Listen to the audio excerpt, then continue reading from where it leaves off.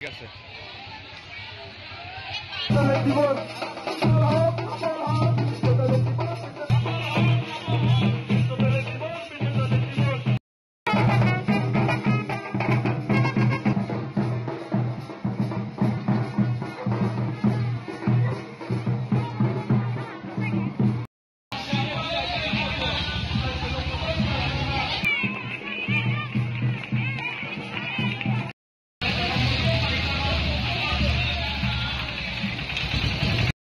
আমি আমার বাস্তব জীবনের একটা গল্প বলে করি বা এর প্রয়োগ সম্পর্কে না ধরে না সে বেঁচে থাকতে পারে সেই সুযোগ আমরা আমাদের কোন সদস্য যদি অসুস্থ হয়ে এটা আশার পক্ষ থেকে দিয়ে থাকে এবং উপস্থিত রয়েছেন আমার বিশ্ব টয়লেট দিবস পৃথিবীতে একটা পরিবারের